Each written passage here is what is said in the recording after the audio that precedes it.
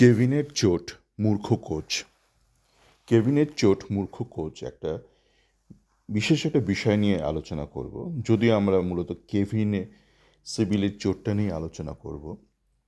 তো আজ সকালে বিভিন্ন খবরের কাগজে দেখলাম, বর্তমানে দেখলাম, আজকালে দেখলাম যে কেভিন গতকাল মানে বৃহস্পতিবার দিন সন্ধেবেলা ওর দেশে চলে গেছে ফ্লাই করে। সেখানে ওর ব্যক্তিগত ডাক্তারের সাথে সলা পরামর্শ করবে, কেন ওর একটা বাজে একটা হ্যামস্ট্রিং একটা ইঞ্জুরি হয়েছে। ইঞ্জুরিটা কী করে হয়েছে জানি না, কিন্তু আমরা এটা জানি যে হ্যামস্ট্রিংয়ের ইঞ্জুরি কিন্তু চট করে সারে না, মানে সময় লাগে, প্রচুর সময় লাগে, প্রচুর বিশ্রাম নিতে হয়। একবার চোটটা লাগলে সময় দিতে হয়, এবং পর্যাপ্ত বিশ্রাম না দিলে আপনি যদি হ্যামস্ট্রিংয়ে চোট নিয়ে নামেন, আবার আপনি চোটটা পেয়ে যেতে পারেন। তো সময় সাপেক্ষ ব্যাপার।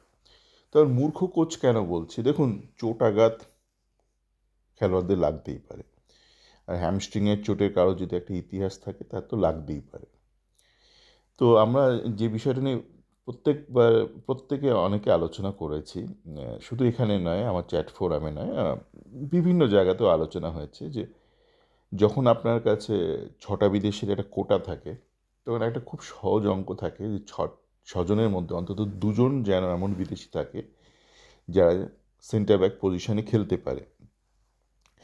তো সেক্ষেত্রে যেটা করা হয়, যেহেতু আপনি চান যে আপনার টিমের ক্রিটিক্যাল পজিশনগুলোতে যাতে বিদেশিরা খেলতে পারে, তো অন্তত একজন স্পেশালাইজড সেন্টার ব্যাক থাকে, আরেকজন সেন্টার ব্যাক থাকে যে প্রয়োজনের মাঝমাঠটা সামলাতে পারবে ডিফেন্সিভ রোলে, যেটা সিডিএম বলে, আর সেন্টার ব্যাক হিসেবেও খেলতে পারে। তো যে কোনো কারণেই হোক, আমাদের ইস্টবেঙ্গলের যিনি কোচ রয়েছেন এই মুহূর্তে, অস্কার বাবু, উনি সেটা করেননি। ওনার টিমে 6জন বিদেশি রয়েছে এই মুহূর্তে, মাঝে কিছু বিদেশি এসেছে চলে গেছে, কিন্তু তিনি কখনোই একজনের বেশি বিদেশিকে রাখেননি তার টিমে যে কিনা সেন্টার ব্যাক হিসেবে খেলতে পারে। আমরা জানি যে সাউল ক্রেসপো তার কেরিয়ারের শুরুর দিকে স্পেনের টায়ার 3-তে সেন্টার ব্যাক হিসেবে খেলতো, কিন্তু তারপর কিন্তু তাকে আমরা কোনো দিন খেলতে দেখিনি। সে স্পেনেই খেলতে খেলতে উনি সেন্ট্রাল মিডিও রোলে চলে আসেন, সিডিএম বা কখনো সেন্ট্রাল মিডিও, যদিও সেই রোলে উনি খুব একটা ভালো খেলতে পারেন না। কিন্তু তার পরবর্তীকালে আমরা কখনোই তাকে দেখিনি ভারতবর্ষে তিনি চলে আসার পর তাকে কোনো দিন সেন্টার ব্যাক হিসেবে খেলতে। তো যেটা দাঁড়াচ্ছে যে তার মানে কিন্তু শুরু থেকেই ইস্টবেঙ্গলের কোচ অস্কার একজন সেন্টার ব্যাকই রেখেছিল, বিদেশি সেন্টার ব্যাক। এবং যেটা হয়, আপনি যদি এরকম একটা রিস্কি একটা মডেল নিয়ে চলেন জীবনে, আপনি অবধারিতভাবে আপনি বিফল হবেনই।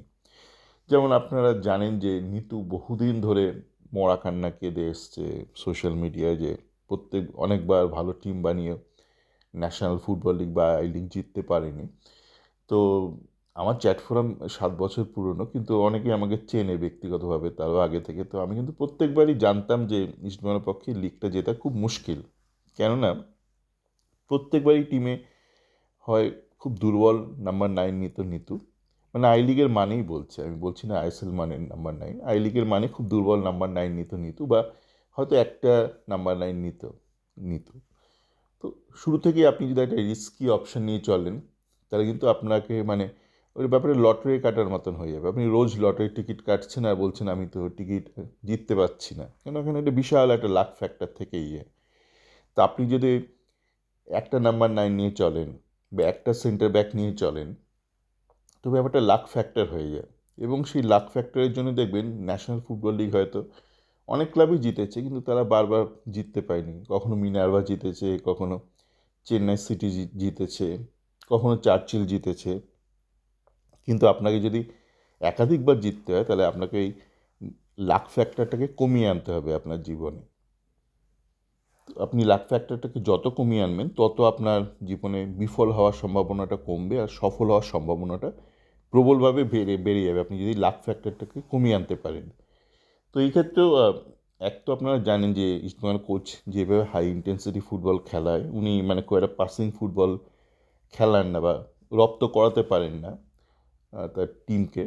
তার ফলে খুব হাই প্রেসিং, একটা হাই ইন্টেন্সিটি খেলতে হয়, সেখানে চোটের সম্ভাবনা থাকেই। একটা তো এইটা গেল একটা ফ্যাক্টর। আর দ্বিতীয়ত উনি এই বিদেশি চয়নের ব্যাপারে সেন্টার ব্যাক পজিশনে এরকম একটা শুরু থেকে একটা স্ট্র্যাটেজিক ব্লান্ডার করেছেন। আপনি এখন অনেকেই বলতে পারেন বাজেটের ব্যাপারে এসে অনেক অনেক কিছুই হতে পারে, কিন্তু একটা ব্যাপার তো থেকেই যাচ্ছে, আপনি সেন্টার ব্যাক দ্বিতীয় শুরু থেকে কেন নিলেন না বিদেশি? এবার আসা যাক, এই তো এক মানে পরিকল্পনাহীনতা, যার ফলস্বরূপ আপনারা জানেন যে অস্কার তৃতীয় বিশ্বের কতিপয় দেশ ব্যতীত কোথাও কোচ হিসেবে কাজের সুযোগ পাননি। এটা তো একটা ব্যাপার গেল। আর একটা ব্যাপারও বলবো, এটা কোথায় ব্যাপারটা আরও ঘোটালো হয়ে যায় বা সমস্যাটা আরও বেড়ে যায়, এই যে আপনারা এখন অনেকেই বলতে পারেন না ওনার সাথে বঞ্চনা করেছে স্পেন তাই উনি সুযোগ পাননি, কিন্তু দেখুন ইউরোপের প্রচুর দেশ আছে, কোথাও জীবনে একটা দিনের জন্য কেউ ওনাকে হেড কোচের দায়িত্ব দেয়নি। এটা তো ভাবার কারণ বিষয় না?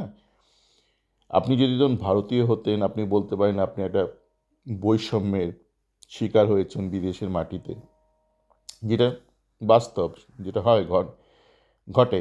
কিন্তু উনি তো শ্বেতাঙ্গ, উনি স্প্যানিশ, তবু উনি দেখুন নিজের দেশ তো ছাড়ুন, ইউরোপে এত ছোট মাঝারি এত দেশ আছে, কোথাও একটা দেশে উনি সুযোগ পাননি। এমনকি উনি ওয়েস্ট এশিয়াতেও সুযোগ পাননি। ওয়েস্ট এশিয়ার যেসব ধনী ফুটবলের দেশগুলো আছে সেখানেও উনি কোথাও সুযোগ পাননি। তো ব্যাপারটা তো ভাববার বিষয় না? উনি তো অল্প বয়সী নন, ওনার বোধহয় 50-এর কাছাকাছি ওনার বয়স এই মুহূর্তে। উনি অনেক দিন ধরে কোচিং করছেন, খুব অল্প বয়স থেকে উনি কোচিং করছেন, কিন্তু একদিনের জন্য পৃথিবীর একটাও ফুটবলে উন্নত দেশের একটা ক্লাবও ওনাকে কিন্তু এক মুহূর্তের জন্য হেড কোচের দায়িত্ব দেয়নি। কারণ তো থাকবে।